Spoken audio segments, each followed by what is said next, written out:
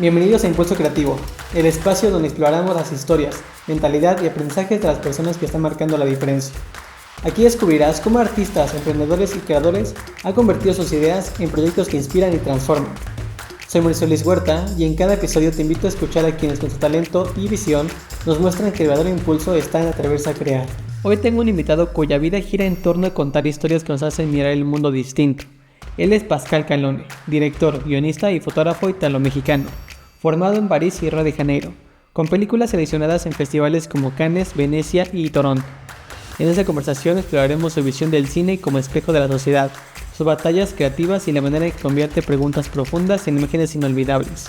Prepárate, porque hoy entramos en la mente de un narrador que vive para transformar la realidad a través del arte. ¿Qué tal, Pascal? Gusto tenerte aquí en Impulso Creativo Podcast. Quisiera empezar preguntándote, ¿qué te hizo cambiar la decisión de la carrera de arquitectura hacia filosofía? Entonces, hay varias razones, algunas como más familiares y otras como más personales.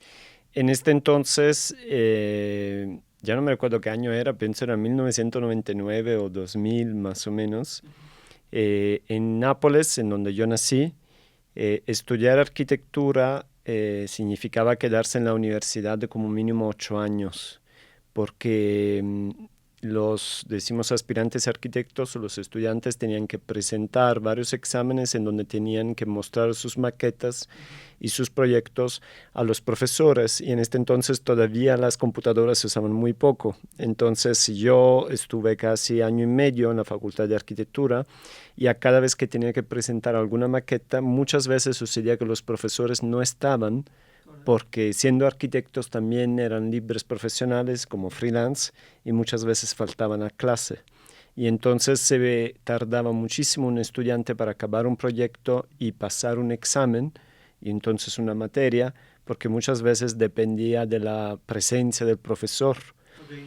Y entonces vi que los que se estaban ya como diplomando, o sea, los que habían acabado la carrera, tenían ya como 7, 8 años ahí en la universidad y estaban para terminar, cuando normalmente debería durar 5 años.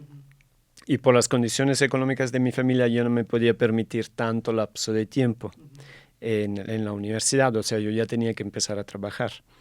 Entonces, sigo teniendo un gran amor por la arquitectura. Si te das cuenta, todas las fotos que yo he trabajado por mucho tiempo tienen que ver con el paisaje arquitectónico. Y si un día alguien me dice, si te damos chance de estudiar otra carrera, ¿qué harías? Yo pienso que reempezaría arquitectura, ¿sí?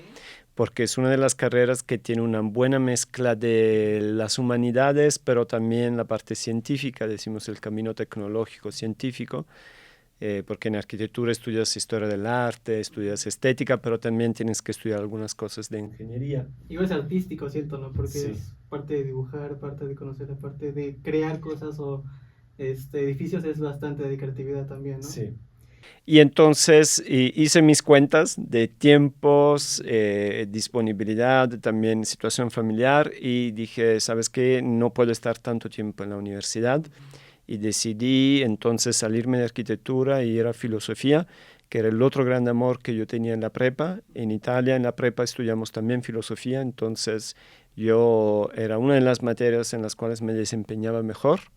Y entonces decidí ir a filosofía porque en la facultad de filosofía no tenías una obligación de seguir todos los cursos, podías también estudiar tú solo en casa en algunos casos y presentar exámenes. Claro. Y esto a mí me permitía trabajar al mismo tiempo. Entonces, como que considerando la situación familiar que tenía, el tiempo que tenía a disposición en la economía, pensé es un buen compromiso porque me deja tiempo para trabajar y puedo estudiar en horarios que yo puedo decidir cuáles son, y es algo que me gustaba mucho y que decimos sabía hacer bien. Entonces me inscribí a filosofía y efectivamente con mucha rapidez yo daba muchos exámenes, casi el doble de lo que daban mis compañeros, porque era algo que me apasionaba muchísimo y podía hacer yo en cualquier hora del día. Órale, qué padre. Vamos a retroceder un poquito más a la parte de tu infancia. Igual escuché por ahí en un podcast que vi que de chiquito veías películas del santo. sin que tú supieras que eran películas mexicanas. ¿Qué te llamó la atención de ver esas películas del Santo cuando eras pequeño? Hay algo como particular, yo siento que tiene que ver con la historia. Siento que en el mundo entero, después de la Segunda Guerra Mundial, que es algo que en Italia ha dejado mucho rastro y muchas heridas, las personas necesitaban un tipo de contenido que pudiera hacer reír. Claro. Y si tú ves el cine de los años 50, 60 y 70 en Italia, en Francia, en España, y me imagino que aquí también en México, era un cine que respondía a esta necesidad. Necesitamos un contenido ligero, un contenido que aliviana y que haga reír el público. Y entonces se transmitían en Italia este tipo de películas que se producían en el mundo entero que tenían este objetivo. Y yo no sabía que eran mexicanas. Además, en Italia las películas siempre llegan dobladas, entonces era doblada al italiano. Pero sí era como muy chistoso porque habían estos personajes, ¿no? Que ahora sé que son icónicos de la cultura mexicana. Entonces había el Santo, había Blue Demon y algunas en blanco y negro, otras a color. Y entonces había como este tipo de guión muy básico, pero muy funcional y muy también como divertido, ¿no? El santo contra las momias, el santo contra Drácula, el santo contra los villanos de no sé qué, de no sé en dónde, pero era como, para mí era como un universo muy particular porque además había un sonido también muy especial. Había unas situaciones que eran como unos efectos especiales muy como hechos en casa, ¿no? Muy rápidos. Sí, pero funcionales. Las historias se contaban bien y entretenían. Claro. Entonces, Quisiera saber si eso te llamó la atención en la parte del cine para estudiar cine o para dedicarte a esto, o fue mucho más adelante que nació ese amor por el hacer cine. yo pienso que nació de varios factores en mi vida. Uno, mi papá tenía, cuando nosotros éramos niños y yo y mi hermano, tenía un amigo que gestionaba un cine en Nápoles y entonces nos invitaba al cine casi cada semana. O sea, yo me recuerdo que el sábado era de ir al cine con mi papá, con mi mamá y mi hermano. Y entonces yo crecí viendo muchísimo cine y pienso que esta ha sido la primera influencia. O sea, para mí ir al cine era algo normal y ver película un poco de todo el mundo era algo normal. Después, cuando crecí, eh, mi hermano estudió una carrera que era de arte dramatúrgicas y me recuerdo que él también para hacer algunos de sus exámenes tenía que ver algunas películas. Yo era más chiquito, entonces yo estaba todavía en la prepa y me chutaba estas películas que eran bastante pesadas, pero con mi hermano que sí tenía ya que estudiar estas cosas, ¿no? Por el estudio de la dramaturgia. Y entonces me recuerdo que le daban como películas de Pasolini, de Fellini, que son los Sí, bien pesadas grandes. para alguien de prepa. ¿Cómo Sí, aguantaste? sí, yo me recuerdo que vi esta película de Pasolini que se llama Sodoma y las 120 días de... No, Gomorra y las de 120 días de Sodoma, que es una película muy atroz, muy, muy pesada, muy cruel. Sí. Y yo tenía, sí, que tenía como 16 años o 15 años y vi esta película y me marcó porque sentí que era muy diferente de lo que había visto al cine cuando era más niño. Y sentí que entonces había una corriente de cine con mucho contenido, introspección, política, un mensaje profundo, aunque estéticamente era muy fuerte. Y pienso que esta fue la segunda influencia. Claro. Después, como te decía, cuando entré en la Universidad de Filosofía, yo trabajaba también al mismo tiempo y en este entonces trabajaba en un estudio de fotografía, que es un estudio de fotografía Marinello que está en Nápoles, que hacía fotografía de arquitectura justamente. Entonces, al tener que trabajar para pagar mis estudios, y tuve esta conexión con la imagen desde muy joven y con una imagen creativa. Entonces, con todo lo que es composición, iluminación, estudio del espacio. Y empecé a conectar las dos cosas, este amor, este conocimiento para la fotografía, que era mi trabajo, con algo que siempre me había llamado la atención, que era el cine. Empecé también a entender que en el cine la fotografía es una parte muy importante y que contamos al final historias a través de imágenes y que estas imágenes tienen un lugar, tienen personajes. Y entonces empecé a investigar un poco más acerca del cine. Y mis profesores de filosofía se empezaron a presentarme personas que sabían algo de cine. Me recuerdo que había un profesor que justamente era guionista y me empezó a pasar unos libros de guionismo. Y fue ahí que empecé a leer algunas cosas que tenían que ver con el cine ya más técnico de quién hace cine, pero todavía yo estaba estudiando filosofía. Y en este entonces no había cámaras digitales, todavía estábamos con película. Sí, hacer un vídeo era algo muy complicado y caro. Igual los celulares, empezaban a salir celulares, pero no tenían cámaras. Entonces el acceso a la imagen vídeo era algo complejo. Existían estas handycams como muy de cassettes, pero la calidad era muy baja y se veía más televisivo, decimos, el tipo de textura, el tipo de imagen. Como para grabar un evento social, ¿no? 15 Exacto. años o una boda. Exacto. Y aún así, aún existiendo este tipo de material, si tú querías editar, tenías que tener una computadora con entradas digitales que modificaban la salida análoga de estas cámaras en digital y eran archivos pesadísimos que cualquier computadora no podía abrir o editar, entonces se necesitaban computadoras súper poderosas para poder hacer una edición de un minuto, ¿no? Entonces no teníamos acceso a esto y la única escuela de cine que en este entonces que existía en Italia estaba en Roma. Yo vivía en Nápoles, entonces tampoco tenía acceso a una escuela. Entonces tuve que poner un poco este sueño a un lado. En pausa por dedicarte a la filosofía, ¿no? Sí. Y igual me enteré que te brincaste de la parte de la filosofía a estudiar en Río de Janeiro, justamente en cine, ¿no? ¿Cómo fue este transcurso, o ese inter de irte de Italia hacia Francia, hacia Río de Janeiro?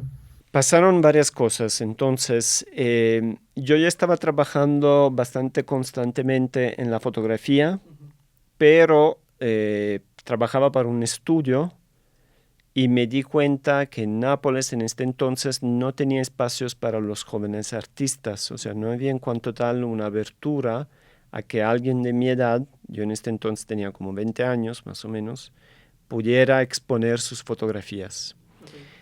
Y entonces tuve la oportunidad de participar con una beca a una residencia en Francia, en París.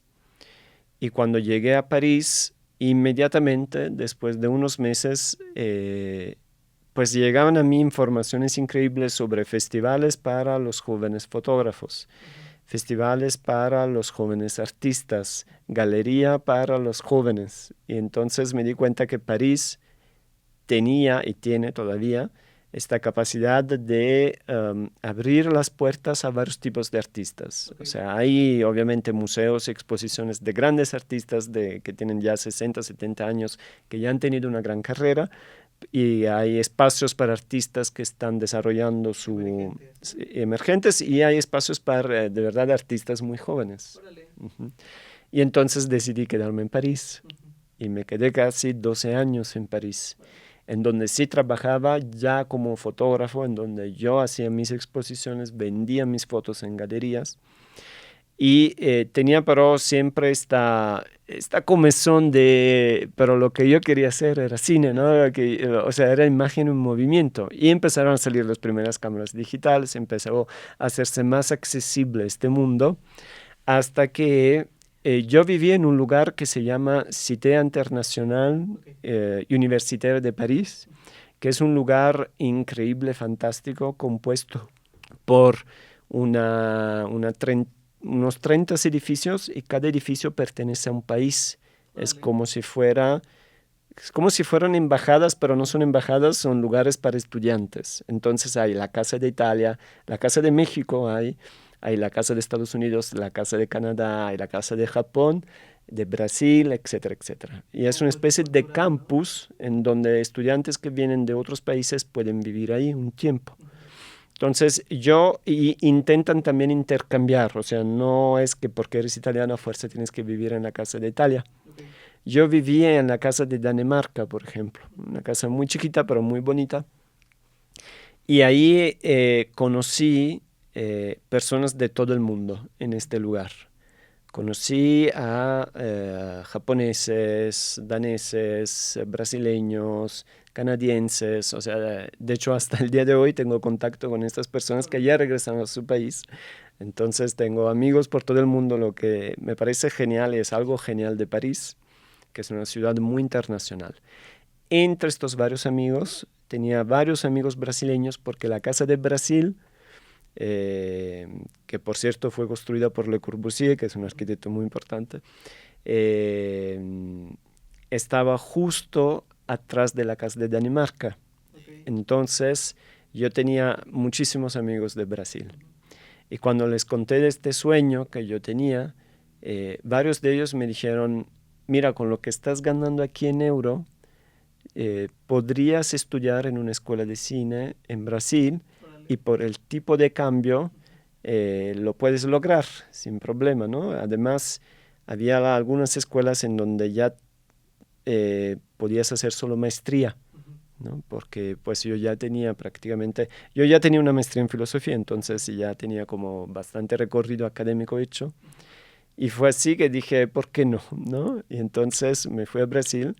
Wow. Y con estos amigos, y ya allí me inscribí en la Escuela Internacional de Cinema y Televisión de Río de Janeiro, que era más accesible desde el punto de vista económico y que pues me dio chance de estudiar cine.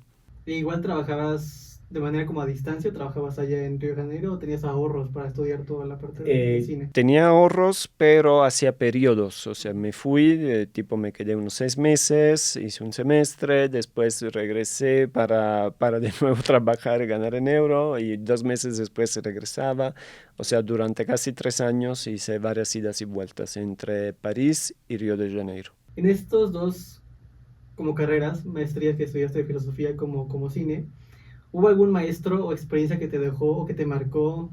Pienso más en filosofía porque estas carreras de cine que hice era más técnica, entonces aprendí todo lo técnico y obviamente una parte de lo narrativo también. Pero sí, y tengo maestros de filosofías que sigo pensando en cosas que me han dicho y sigo como sintiendo que han influenciado mi obra actual.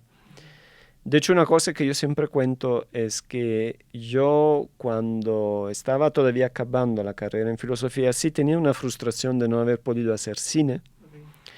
También por el tiempo que pasa. O sea, por ejemplo, ahora a mis 40, bueno, ya pasaron 2 años, a mis 42 años hice mi primer largometraje. Y yo considero que es buena edad, pero también hay personas que logran hacer su primer largometraje a los 30, 35 años, pero como yo he tenido este camino un poco más, no tan directo al cine, pues he llegado un poco más tarde. Y esto llegó a generarme una frustración, pero actualmente siento y pienso que el mundo sabe muy bien lo que está haciendo, como que te pone en un camino especial o específico por alguna razón, porque las películas que yo escribo tienen mucho que ver con la filosofía, sí, claro. Tienen un fundamento filosófico. Entonces me imagino que probablemente, si no hubiera estudiado primero filosofía, probablemente no hubiera tenido temas de los cuales hablar en mis películas. Y yo pienso que algo muy importante en la creatividad en general, seas fotógrafo, pintor, escultor o cineasta, es muy importante lo que quieres decir. Y la técnica siempre sigue el contenido. Y la técnica puede ser muy difícil y lleva años aprenderla y afinarla, pero al final lo que más hace que tú eres el artista que eres es lo que quieres decir. Es tu discurso, es tu narrativa, es lo que a ti te apasiona. Picasso una vez dijo, durante toda la vida no te vas a dar cuenta que en realidad en tus obras siempre estás hablando de lo mismo. Y cuando ya estás a punto de morirte y ves todo lo que has hecho, te das cuenta que hay un tema o un par de temas que han recorrido toda tu carrera. Entonces yo siento que es el famoso fil rouge, ¿no? El hilo conductor de toda la creación de un artista casi siempre tiene que ver con lo mismo. O sea, si vemos las obras de, no sé, de Iñárritu, tiene mucho que ver con la migración. Muchas películas que él ha hecho tienen que ver con este tema del extranjero, del migrante o del que se sienta fuera de lugar. Si vemos las películas de Guillermo del Toro, tiene que ver con el arquetipo del monstruo o el arquetipo de alguien que se siente diferente de los demás y que tiene que encajar o encontrar la manera de encajar de una manera mágica o ancestral. Y es así con todos los artistas. Entonces yo pienso que mi hilo conductor narrativo, artístico, viene de lo que yo he estudiado en filosofía. Entonces hoy en día esta frustración que tenía probablemente desapareció porque digo, pues este era el camino mío. Yo pienso que cada uno tiene un camino. Hay personas que su camino lo descubren a los 20 años.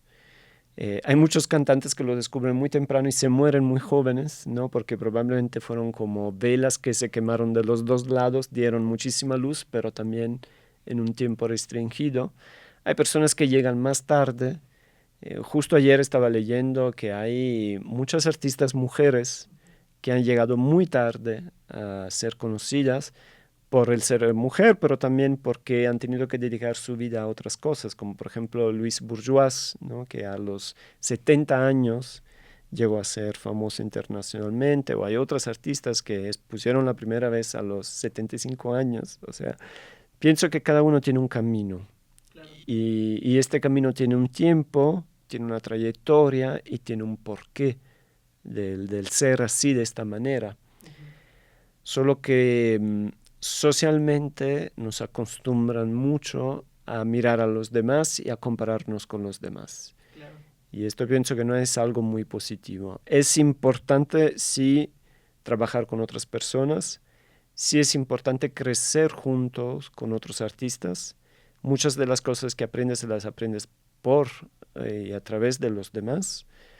Pero también cada uno de nosotros tiene un camino muy propio, ¿no? Es como si existiera una inteligencia universal que ya sabe un poco cuál es tu camino. No sé si es el destino, no sé si creer en el destino, pero sí hay un caminito como que aparentemente el universo está trazando para ti, ¿no? Para que sea esto de esta manera y no de otra. Y justamente hablando sobre una voz, tú como artista que hablaba sobre Iñárritu que tiene la parte de pertenencia, siento que en tus proyectos tienes igual una voz que es la parte de desigualdad y de parte de igual, ¿cierto? De interno, ¿no? ¿Sientes que esa es tu voz como artista o tienes como otras formas de expresarte? Seguramente hay un tema social que me es que lo siento muy presente en mí, porque yo vine de una familia humilde que no tenía medios ni para apoyarme en mí ni mis hermanos, y aún así nos han dado todo el amor que nos podían dar mis padres, y también nos han apoyado en todo lo que hemos hecho. Pero seguramente hay en mí una presencia fuerte de cómo en la sociedad hay personas que tienen que luchar más que otras. Hay personas que tienen que construirse su propio camino a capa y espada, y otras que no tanto. Pero no tengo un discurso moral ahí adentro, okay, en el sentido de que no pienso que hay buenos y malvados o que eso está bien o que está mal. Simplemente es una situación. La sociedad está dividida de esta manera. Hay personas que han logrado evolucionar más rápidamente que otras, hay personas que han logrado tener algunas facilidades más que otras, y me parece normal y es justo que sea así. Solo que en esta sociedad dividida de esta manera, pues hay algunas problemáticas que se mezclan entre la identidad de una clase social y lo que sueña esta clase social, ¿no? Pienso que sí, en mis películas siempre hay un sueño, alguien que sueña algo más grande y tiene que luchar para obtenerlo. Y es un tema muy común de la historia del cine. Si tomamos Rocky, es un chavo de un barrio pobre que sueña con ser campeón del mundo de box. Y si tomamos Forrest Gump, es un chavo que tiene problemas en sus piernas y que sueña con ser alguien que pueda satisfacer su familia, su mamá y el sueño que tiene. Pienso que es un tema común esto, de alguien que sueña algo más grande y tiene que luchar para obtenerlo. Y puede ser que en mi caso yo lo conecto también con temas de identidad. Identidad religiosa, identidad económica, identidad cultural, que pienso que, por ejemplo, aquí en México es un tema muy amplio, muy difícil, muy profundo y muy complejo, ¿no? Siento que es muy difícil hablar de la identidad mexicana. Es muy fuerte, muy presente, pero también muy diferente de región a región, de clase social, de parte de México. Entonces siento que el tema de la identidad es un tema que me es muy propio, que lo siento yo en mi vida, que me gusta reflejarlo en mis películas. Y esto se mezcla también con un tema místico, espiritual. Y fíjate que yo cuando era niño era monaguillo. Siempre se ríen de mí cuando digo esto. Yo también fui monaguillo. Fui monaguillo muchos años, o sea, sé mucho pues, de la vida eclesiástica. Y obviamente Italia es un país muy religioso, como lo es México. Pero esto contrastó mucho con mis estudios de filosofía, ¿no? Entró en choque total con mis estudios de filosofía. Y hoy en día busco la manera de cómo puede coexistir un pensamiento racional científico con un pensamiento espiritual místico, más allá de cuál religión. Cuando hablo de espiritualidad es cualquier tipo de espiritualidad. Y esto es otro tema que me interesa mucho y siento que gracias a los últimos descubrimientos de la física, estos temas sí son muy actuales y son muy como innovativos, porque la física cuántica nos está diciendo de una manera o de una otra que la espiritualidad y la física clásica en realidad estaban unidas y hay algo casi de místico en la materia, porque la materia está compuesta por el 99% de energía y un solo por ciento de materia. Entonces la llamamos materia, pero en realidad no es materia, es energía. Y esta energía es como es invisible. La materia vibra, las partículas vibran y nosotros no lo vemos, pero sí hay un campo, el famoso campo cuántico, que expresa estas energías de muchas maneras, ¿no? Entonces, esto es otro tema que me fascina. Siempre me ha fascinado un poco. Cuando yo estudiaba en la prepa, me recuerdo que había una parte de mí que nunca entendía al 100% la teoría de la relatividad de Einstein. ¿Cómo es posible que una persona que está viajando a la velocidad de la luz, para él está pasando 1 minuto y en la Tierra están pasando 10 años? Que es el tema de la película Interstellar, por ejemplo. Y hay casi que tener fe, porque tú no lo puedes experimentar, pero la matemática te está diciendo que es así. Y es una matemática que sale un poco del alcance de lo que podemos concebir, porque va fuera de nuestra experiencia. Nosotros no experienciamos esto en nuestra vida, ¿no? Como la deformación del tiempo y del espacio.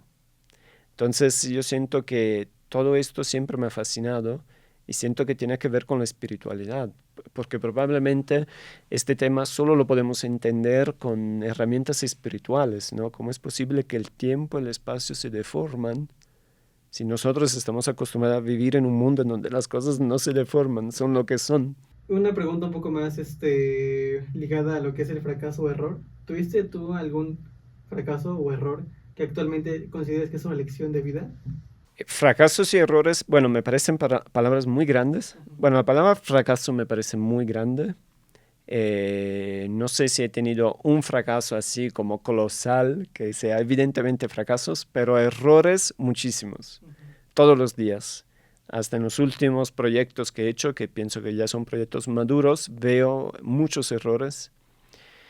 Y antes estos errores me angustiaban mucho, mientras que ahora entiendo que uno, la perfección no existe. Dos, el error es siempre una llave para entender cómo mejorar. Y 3, tenemos que convivir con el error. Porque si a causa de un error paramos o interrumpimos lo que estamos haciendo, el error entonces sí será un fracaso. Okay. Pero si logramos convivir con el error y decir, bueno, de lo que hice, 70% salió bien, 30% no salió como yo quería, pero enfocámonos en este 70% y el 30%, lo tomamos como aprendizaje para lo que viene después, entonces esto te ayuda a crecer. Hay una famosa experiencia que está en un libro que se llama Art and Fear. Es un libro que habla justamente de cómo el miedo mata la creatividad. Se hizo una experiencia, no me recuerdo en cuál universidad de arte de Estados Unidos, en donde ponían 2 grupos, grupo A y grupo B, cada uno de 10 estudiantes. Al grupo A era un curso de cerámica. Okay. Al grupo A, el profe de cerámica le decía, yo quiero que en estas próximas 3 horas solo me fabrican una pieza, una vasija, y tiene que ser perfecta. 3 horas para hacer una vasija, son 10 personas, lo pueden lograr. Al grupo B la consigna era muy diferente. Usen estas 3 horas para hacerme 20 vasijas. Y no importa la calidad, háganla como bien, a como se le da. Pero 20 en estas 3 horas. Ya, ambos grupos se pusieron a trabajar y al final obtuvieron un resultado mucho mejor los que tuvieron que pensar a la cantidad en lugar que la calidad. ¿Por qué?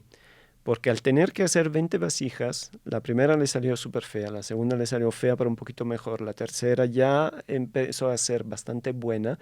O sea, el hecho de que a cada vez tenían que reempezar el proceso, podían aprender de lo que había salido mal de la vasija anterior hasta llegar a una vasija bastante buena porque la hicieron 20 veces.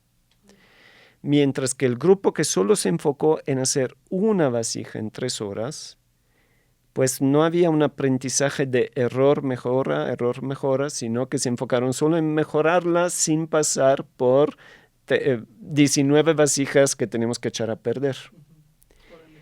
¿Cuál es la moraleja de esa experiencia? Que sí, de verdad la hicieron, decimos sistema científico, es que necesitas hacer mucho y necesitas errar muchas veces, o sea, tener muchos errores para mejorarte.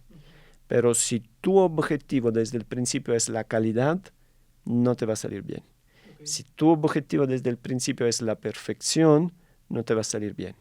Si tu objetivo es necesito hacer y hacer y hacer y no pongo la vara demasiado alta, no pongo mi objetivo demasiado arriba, automáticamente el hacer te va a hacer aumentar de experiencia, te va a hacer crecer y sin darte cuenta obtendrás resultados mejores. Entonces hay que aprender a lidiar con la frustración, que es un tema muy complejo, sobre todo para las nuevas generaciones, que no están muy acostumbrados a aguantar la frustración. Decimos que tenemos que aprender a que la frustración hace parte del proceso, pero para regresar a Rocky, a la película, que es una película que tiene un mensaje muy profundo, aquí lo que cuenta es cómo te sabes levantar cuando te meten al tapete.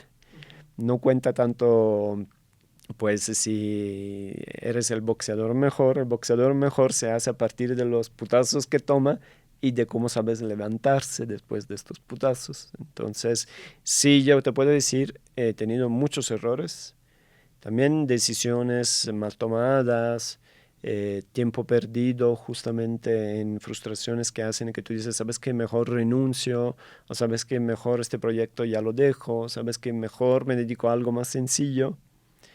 Y luego de 2, 3 años que había tomado esta decisión, digo, no, es que sigo teniendo estas ganas de crear y reempiezas, ¿no? Pero de mientras pasaste 3 años bloqueado. Entonces mi consejo es, no le tengan miedo al error, no le tengan miedo a la frustración, lo importante es seguir. Hay un tema o una pregunta que es muy común entre la comunidad artística y creativa, que es la del talento, ¿no?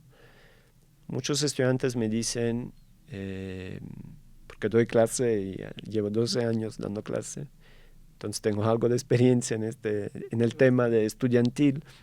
Muchos estudiantes me dicen, no, profe, es que yo no tengo talento.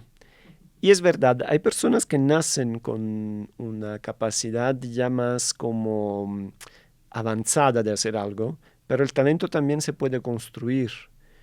O sea, si no tienes talento, pues créalo este talento, en el sentido de que te va a costar más esfuerzo hacer algo comparado a alguien que ya nació con este talento, aunque yo no creo que uno nace totalmente con un talento, pero eso se puede construir, te va a costar más trabajo, pero el entrenamiento constante te va a llevar a mejorar y la mejoría años tras años te va a llevar a tener resultados mejores.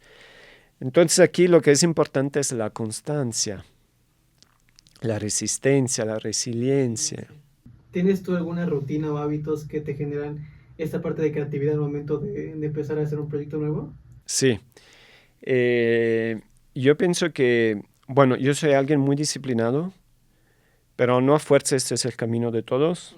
O sea, si yo soy de esto, el famoso club de las 5 de la mañana, si yo me despierto a las 6 de la mañana, no a las 5, a las 6, todos los días, y ya a las 8, 8 y media estoy trabajando. Y intento que sea siempre así. Aunque un día me despierto de mal, aunque un día me despierto desganado, digo, no importa, me siento y sigo haciendo lo que estaba haciendo. Aunque hoy no voy a avanzar mucho, pero algo avanzaré. Claro. Entonces, yo pienso que la disciplina es importante, pero hay muchos tipos de disciplina. Hay personas que trabajan muy bien en la noche, hay personas que trabajan muy bien bajo presión. Yo no, yo trabajo muy bien en la mañana y sin presión, pero es mi camino personal. Pero del otro lado, lo que sí es una especie de rutina que yo tengo es que al principio hay que dejar una puerta abierta a la experimentación. Okay. Por ejemplo, yo siempre le digo a mis estudiantes, ok, ahora nos vamos a echar 3 semanas de lluvias de ideas. Y no importa si son ideas tontas, no importa si son ideas que pueden parecer banales, ahora solo tenemos que dejar fluir el canal creativo. Okay. Y no le pongamos un límite en el sentido de hasta hacer mal algo nos va a servir porque es tener una materia sobre la cual trabajar. Okay. Por ejemplo, en la escritura. Si yo tengo la página blanca y la tengo durante muchos días, yo no tengo nada sobre la cual trabajar. Pero si yo esta página blanca desde el primer día empiezo a aterrizar ideas, aunque sean escenas horribles, mal escritas, mal hechas, estúpidas, pero por lo menos yo tengo algo que borrar, cambiar, mover, cortar. Es como la plastilina, decimos. Si tú no tienes nada, pues no tienes que moldear. Pero si yo tengo un pedazo de plastilina, aunque le dé una forma fea, pues tengo algo y esta forma fea la voy poliendo. Claro. Entonces, mi consejo es, siempre es mejor tener algo, aunque esté feo, aunque esté mal hecho, porque este algo es el primer paso de una materia que podemos polir. Por ejemplo, ahora no me recuerdo, hay un canal de Instagram que habla mucho de guiones, pero esto se vale para todo, para la pintura, para la escultura, para la música, que siempre dice, mejor un guión mal escrito que un guión no escrito. Y es verdad, porque el guión mal escrito tú lo puedes retrabajar y retrabajar y retrabajar hasta que algo bueno saldrá.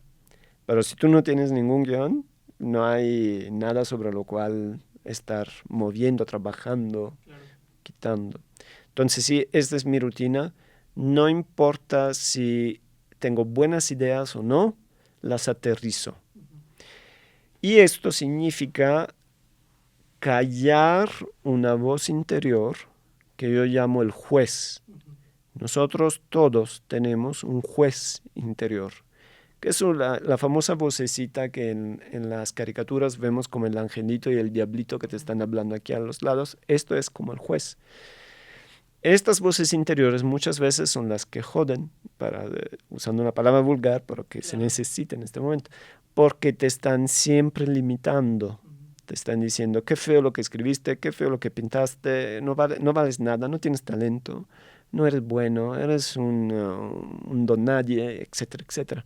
Y estas voces hacen que tu mano se bloquea, que no pinta, no esculpe, no escribe.